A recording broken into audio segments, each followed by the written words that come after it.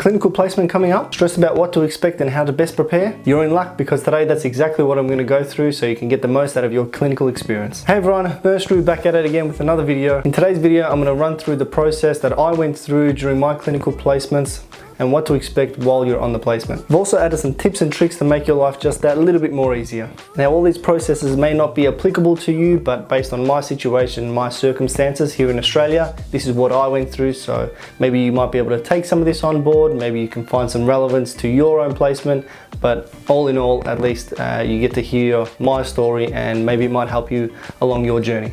I hope you're enjoying all the content so far. I'd really appreciate it if you would like, subscribe and share this video to your other nursing school friends so we can get out to as many people as we can and help as many students as we can get through nursing school. I've left timestamps down below in the description and also along the bottom of the video, so you can skip to any point that you need to get to. You can get that information as fast as you need. It would really help the channel if you would watch the whole way through, just so we can be able to reach out and get to as many nursing students as we can to help them out. With that out of the way, let's get right into it. Firstly, pre-clinical documentation. These are the documents required to be submitted prior to you going on placement by either the facility or the school itself. In saying that, the first one and probably the easiest one to get is an ID card that will come from the school, whether it's automatically sent to you or you manually have to submit a document. Depends school to school. Secondly, for me, I had to sign a student agreement outlining the responsibilities and expectations by the school for me on my placement, which would be submitted to them and renewed every year. So I understood the new scope of practice I was practicing in and the responsibilities that came with. Secondly, in this category is a national police check. Now in Australia, we have to do what's called a national police check, which is a record of any type of criminal history you might have or any type of outstanding court cases or hearings that you as a person are waiting on or have participated in. At least that outlines everything, so the facility knows and the school knows exactly your legal or criminal, I guess, history. And some people refer to this as an offender's history. Now this had to be done every year as well, and it cost a fee. For me, it's between $40 and $80 depending on who you go through. Some schools may prefer some different bodies to others, but it all depends. Now next is a working with children's check. It is similar to a national police check, but is a bit more targeted to any type of offences with minors or underage. And based on that database and the criteria set out by the governing body, they'll submit you a card. Now this usually lasts about 5 years, and I think it may depend on your level of risk as well. I mean, I'm not too sure, I haven't looked too far into it, but for me anyway, I didn't have any risk, so it was a 5-year card. Next is pretty standard, is a hand hygiene certificate. Now, we should know basic hand hygiene, but at least by doing the certificate, it's online through the Australian government anyway for Australian nurses, students. It just runs through basic moments of hand hygiene, the 5 moments, when to use them, what type of alcohol-based rubs to use, and when situations would be more preferred to wash your hands. Basic stuff, and especially now during COVID, it becomes more and more important. And I think the facilities and especially patients look out for it a bit more vigilantly than they did in the past, but it's good to have, and we have to renew that every year as well. Next was, I don't know if it's specific for my school or not, was a fitness to practice certificate. Now it's a documentation we'd get off the website of the school, take it to our local doctor, and they just do a general assessment to make sure that we're able to function and mobilize without any issues to perform the tasks required by us and expected by us on our placement. Now it's not a pass or fail type of test, whether, you know, if you might have some type of incapabilities or reduced capacity, the facility just wants to know this so that they can accommodate and make it as easy as possible for you to learn and achieve your nursing outcomes, learning outcomes, I guess, in the time and without as much stress or any type of risk of injury. This is also done yearly as well. Next is a first aid and CPR certificate. Now the first aid certificate will last, I think it's about 3 years. CPR is done yearly, and you get this through any independent training bodies. It's usually about an 8-hour course. It goes for the whole day for first aid and CPR. Then if you're just refreshing the CPR, the courses now, they go as short as 30 minutes where it's just an assessment. And then you can do the 1 hour or half a day depending. So that's done yearly as well, the CPR anyway. The first aid is every 3 years, so the full first aid ABCD is every 3 years. Next is sort of a new one this year, is a COVID infection control training certificate. Now this is on through the government as well. I'm not sure about different countries where they're doing this or not, but in Australia, and for my school anyway, they require this. It's just basic training about infection control regarding COVID and how to manage that and how to practice safely around that, which is done yearly as well at this point, unless they change it and it might be more common or they might make it a bit bigger. The last bit of this preclinical documentation is immunisation. Now it's probably the most tedious part of this, just because some schools require certain ways of submitting it. They want certain proof, certain records and to be submitted in a certain way. So for my school, it was just the history of the immunisation you do have, and for any immunisation you didn't have, well, that was really old, you just have to get a serology, which is just a blood test which checks for the antibody levels and gives you numbers, and some schools accept that as proof of immunisation, some don't, and you have to get the courses again, depends on the schools again. In Australia, the most common ones is hepatitis B, MMR, which is measles, mumps and rubella, DTPA, which is diphtheria, tetanus and pertussis, or whooping cough, varicella, chickenpox. COVID now is a requirement as of the last couple of months for Victorian students anyway. And flu is another common one. It's pretty obvious. Flu shots need to be done for students every year. And the last one is not necessarily a vaccination, but it's a blood test for checking tuberculosis status, called the quantiferon gold blood test, and it costs about $70 here in Australia anyway, just to prove that you don't have it. Now if it comes back positive, I think they do like a chest x-ray or something just to confirm you don't have it. But if it comes up negative, that's all you submit to them, and that's done yearly as well. All right, second thing, equipment. Now, in conjunction with our preclinical documentation, the stuff that we take to our placement to help us is just as important, for our sake anyway. So the first thing I'd probably suggest is getting an ID card holder. So obviously we need to display our ID card at all times, so we're identifiable in every scenario to everyone. So just a simple one, whether they sell it from your school or you get it out of the shops, it doesn't matter. It's just a little card holder with a pin on the back. It pins onto your uniform, and then you're able to have it with you at all times. Second thing in terms of equipment is a badge reel. Now I don't have one on me at the moment, but it's a little reel that comes with a stretch out, a little clip at the end.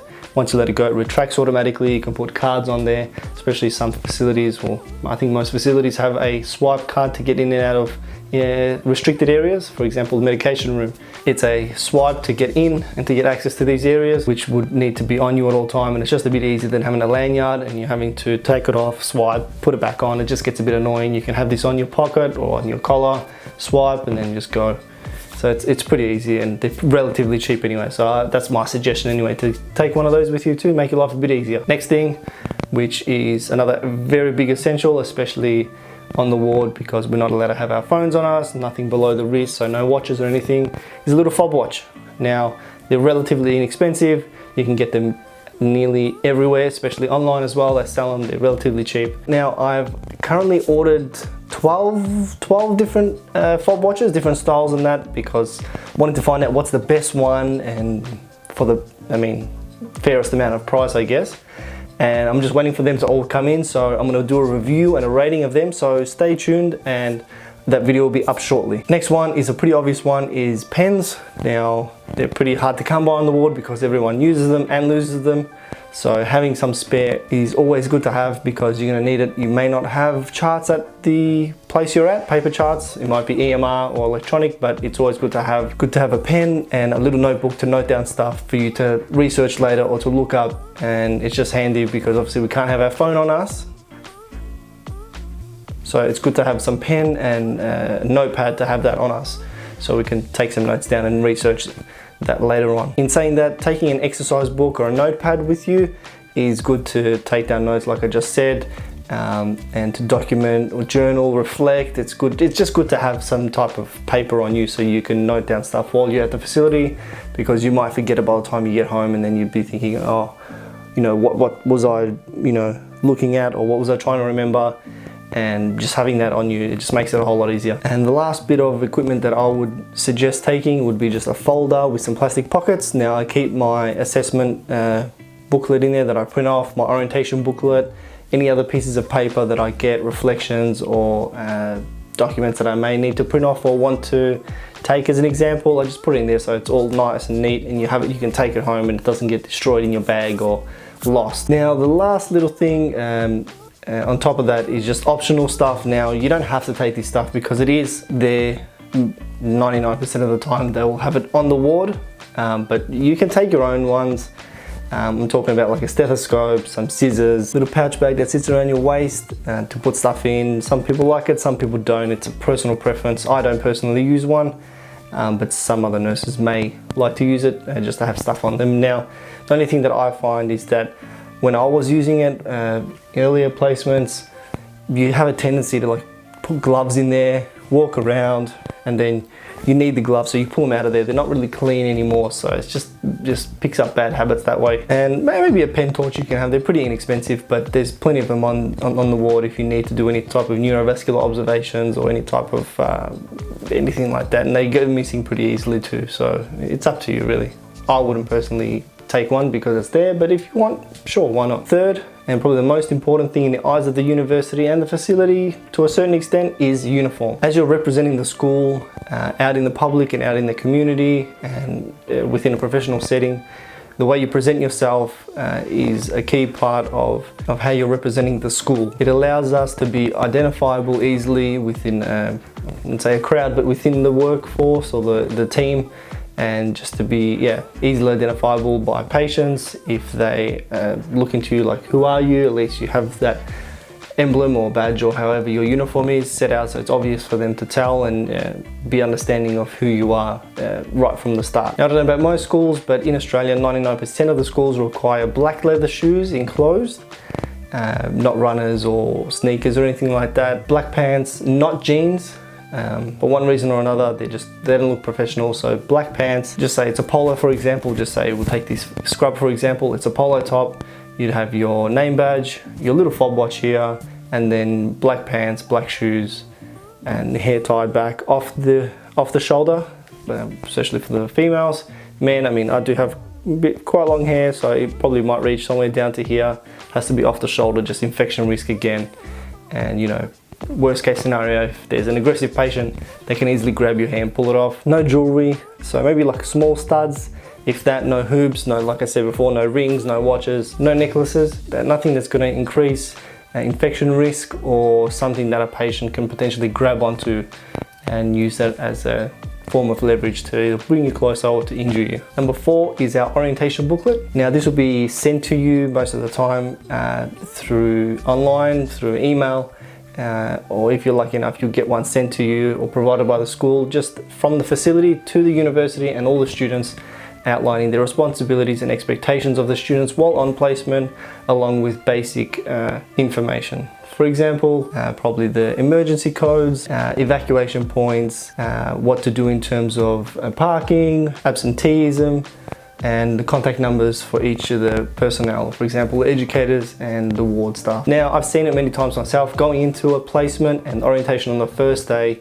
and there's been students who have asked questions which the answers were clearly in the orientation booklet, which just shows the educators that you're not prepared, and it sort of will reflect on how you'll practice out in the field later on. So just take your time. It probably is no more than 10 pages most of the time. Read it thoroughly, understand the codes, note them down, and just have them on you. So when you go in, you have a basic understanding of the facility itself and how to keep yourself safe. Essentially, that's what orientation is, just orientating you to the ward, to the location, and to the safety measures which are in place to keep us and everyone else safe. Number 5 is our assessment booklet. Now for me, I had another print off a booklet which I had to take with me, paper based, and it had attendance which I had to get signed every day, and interim and final assessments and SAT tools, which are, I think, Australian standard, but it's just a skill based ticking system where from 1 to 5 in probably about 15 different categories. Obviously 1 being the lowest, 5 being the highest, and the educator will, in the middle of the placement, go through, circle which ones they think are appropriate, and at the end, circle again which ones they think appropriate, along with feedback forms, both from the educator and from us, because as part of our professional development, we need to learn how to reflect and evaluate our performance and develop strategies to improve them going forward through the placement and into the future. Number 6 would be revision prior to the placement. Now, depending on what year you are will depend on what type of things you'll need to review. Obviously, at the earlier stages, your knowledge base and your skill set are not as wide and diverse as you would be later on, 3 or 4 years down the track during the course, to a state where you have a lot more expectations put upon you and a lot more responsibility put on top of you to be assessed on. Just a quick side note, if you're in any specialty areas like mental health or pediatrics, just make sure you revise the common medications used in these areas and the dosing, how it might change. Number 7 is our mentality. My personal mentality is I'm there to learn. I'm there to ask questions, and I'm there to make mistakes under supervision, because this is the time that I have to do all this stuff. When I'm finished and I have my registration, I can't afford to make mistakes. Can't afford to try different things because patients' lives and their health are on the line. And as a student, educators and preceptors don't expect anything of you but to want to learn and to take responsibility for that learning, coming up with goals, directives, and where they want to learn and develop their skills. Number 9 is arrival. Now, when arriving to placement on the first day, it's going to be an orientation day 99% of the time, and the one thing I can say is just to be excited and eager and happy that you're there, because by doing this you're getting one step closer to finishing and graduating. So thinking of it that way, not as a terrible, horrible, frustrating or stressful situation, just changes the whole dynamic of the placement and how you perceive nursing in itself. You usually start on the second day in the ward, so the first day is all orientation, then you'll come back and we'll get your roster, whether it's the day after or maybe the day after that. Your next time you go to the facility will be your first shift on the ward. Number 10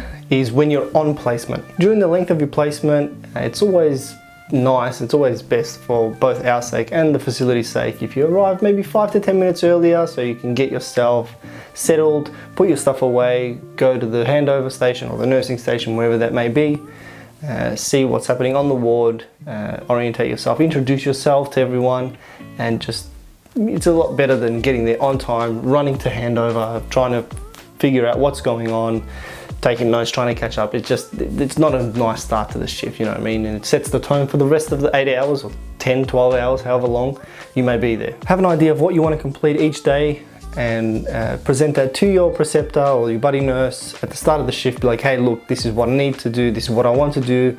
If there's any opportunities, can you please let me know, because I want to practice these skills and I want to develop this. And most of the time, 9 times out of 10, they'll be like, yeah, sure, no problem, just let me know. Number 11 is after the placement. After you've completed your placement, you want to self-reflect on the things you've done well and the things that you didn't do so well, so you can practice them and improve and go into the next placement more confident and be able to perform these tasks easier. And it goes obviously without saying, you're going to want to submit anything to the university in terms of attendance and assessments, so they can mark you off and you don't essentially have wasted your time at the placement. Overall, it was a bit of a long video today, but I wanted to go through each step and every process that I went through during my placement and any tips and experiences that I picked up along the way, so I can share that with you and hopefully help you during your placements. Just remember, it's okay to make mistakes as long as you reflect on them and you take responsibility for those mistakes. Nobody's going to be upset at you or punish you for any reason. I hope this video gave you a bit of a better understanding what's involved in clinical placement and what to expect when you are on the placement. As I said before, all these steps may not be applicable to your situation, but take what you can from my experience and build upon it and use it to better your own experience. If there's something I didn't cover or you had more questions about, don't be afraid to leave questions down in the comments below. I'll definitely get back to everyone, and maybe I might be able to expand on this in a later video if that's what people want. But for the time being, please just reach out and let me know if there's anything else that you'd want to know. Also, don't forget to like, subscribe, and hit the notification bell so you stay up to date on all the latest student nursing content. You can also find me on all my social links, which are down in the description below. Please share this to as many people as you can that you think might help them. And thank you again for all your support and all your encouragement. Like I said, enjoy it, take on the experience, build upon it, and grow from it. Okay? Thanks guys, see you in the next shift. See you later.